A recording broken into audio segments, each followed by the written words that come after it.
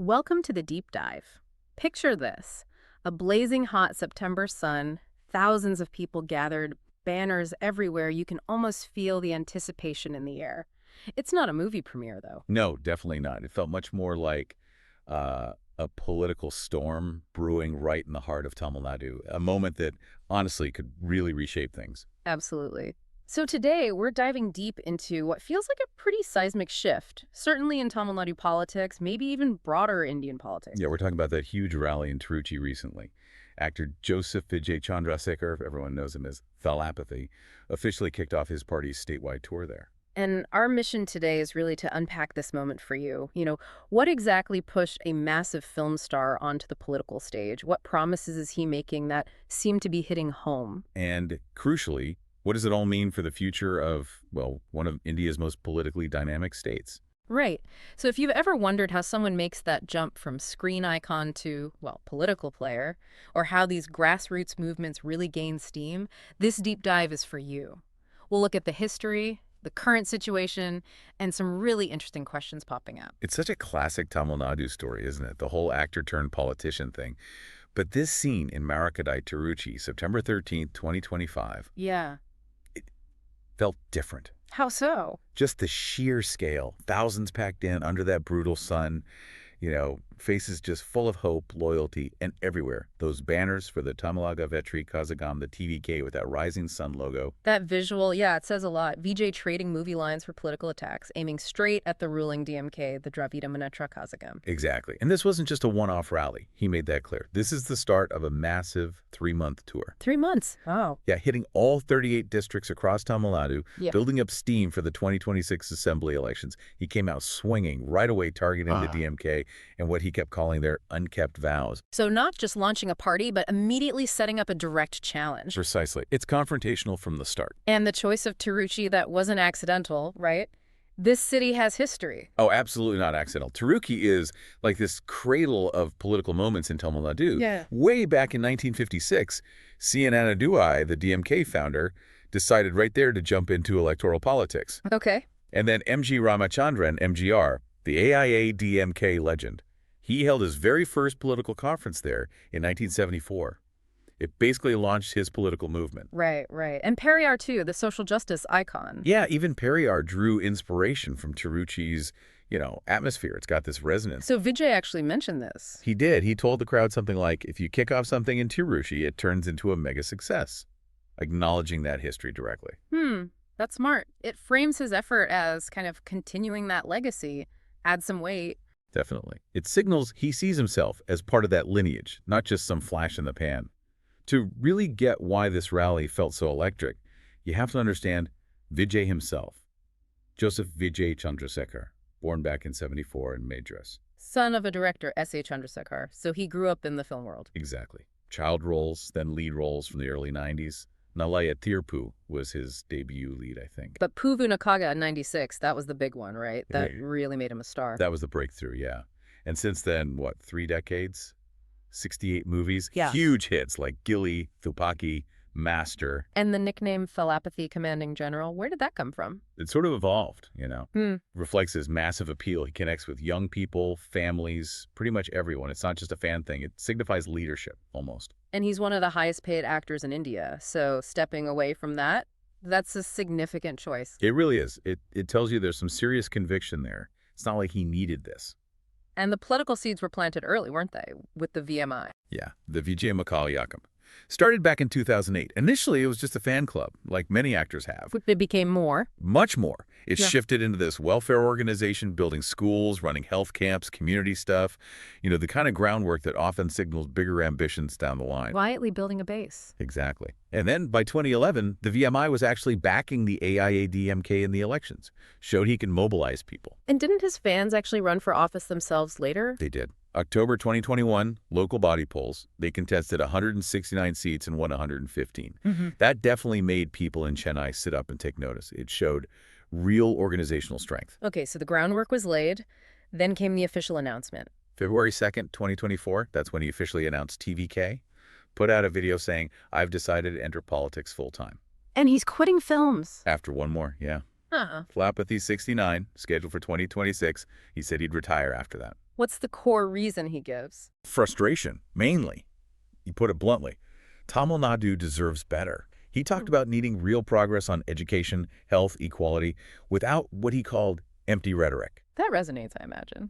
Definitely taps into a feeling that maybe the established parties aren't delivering. And then came the flag, August 22nd, 2024, that rising sun over green fields.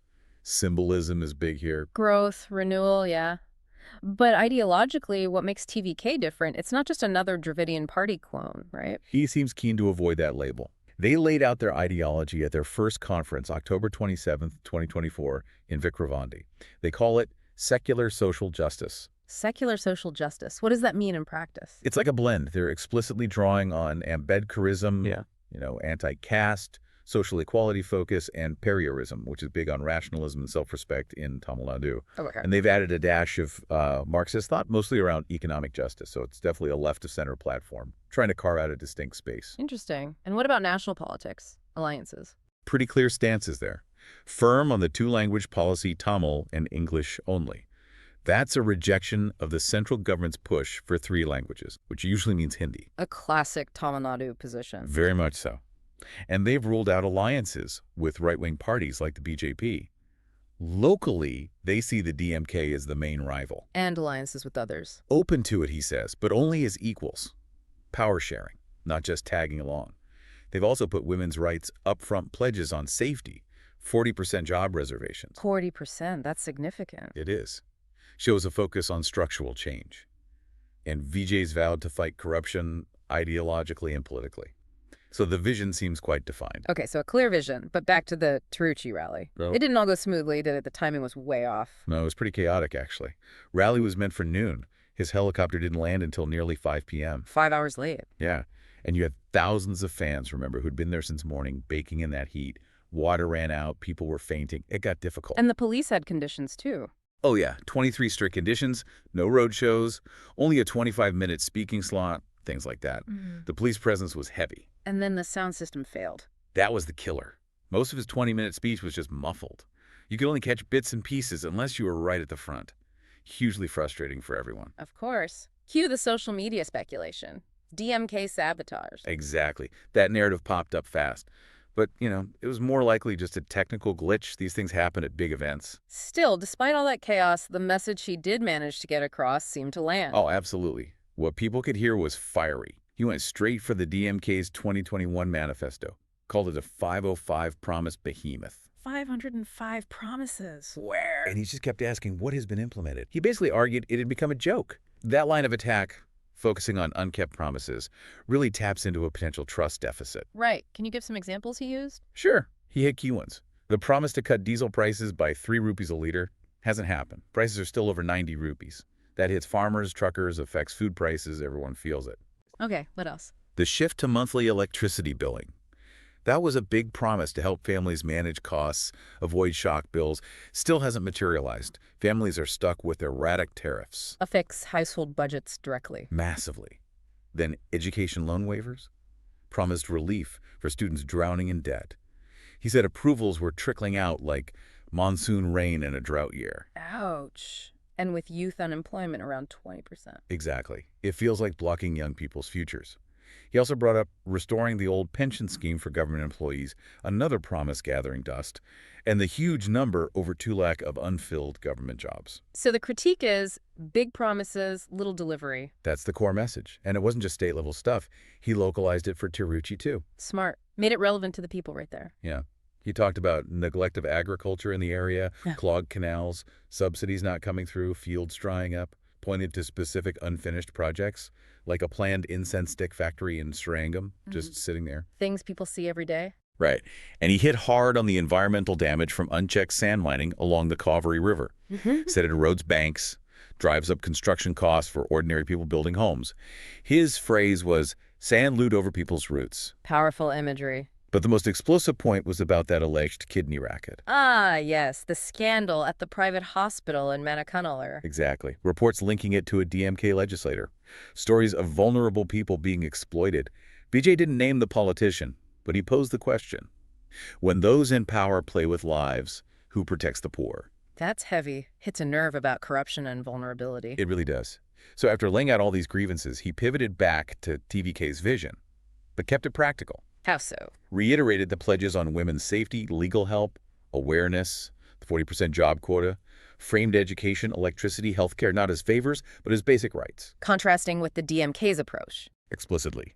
He criticized what he called their welfare stunts, like the free bus rides for women becoming photo ops, or the Rs 1,000 monthly aid for some women being heavily advertised while many others wait. So, substance over spectacle. That's the pitch.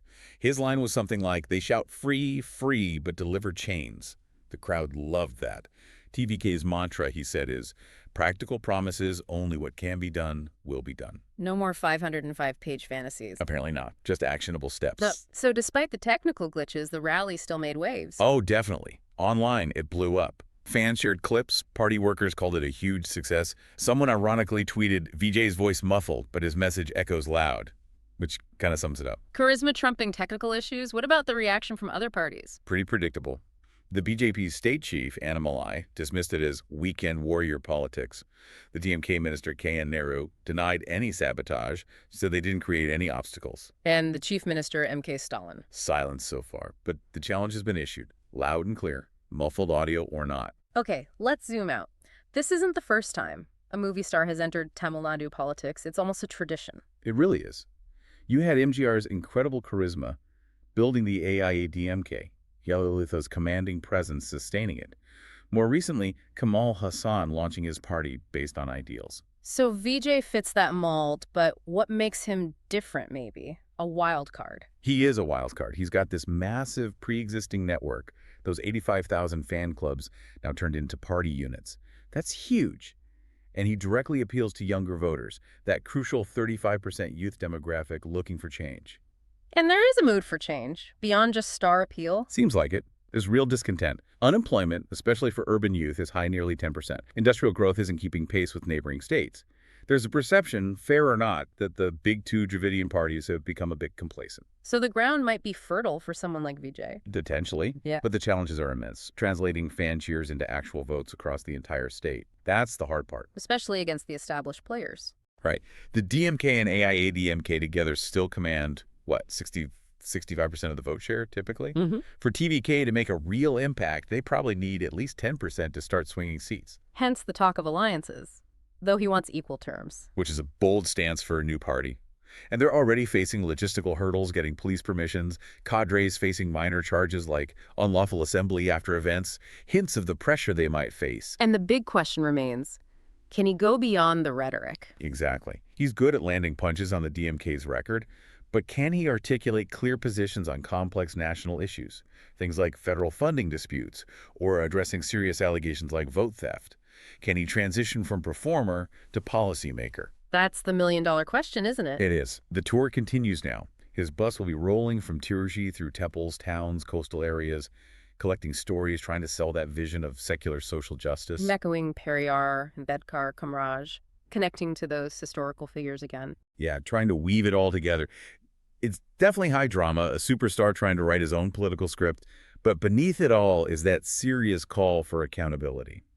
So wrapping up, the Tiruchy rally, despite its flaws, definitely ignited something. No doubt. It forced a conversation. And left us with some big questions. Has the DMK really dropped the ball on its promises? Can cinematic fame truly translate into lasting political power against entrenched parties? Especially in Tamil Nadu, where that line between cinema and politics is so famously blurred. What kind of performance will ultimately win over the voters, you, the listener, the auto driver in Chennai, the student down in Madurai? It feels like the show is really just getting started. We'll all be watching for the next act. Absolutely. The political stage in Tamil Nadu just got a lot more crowded and potentially a lot more interesting.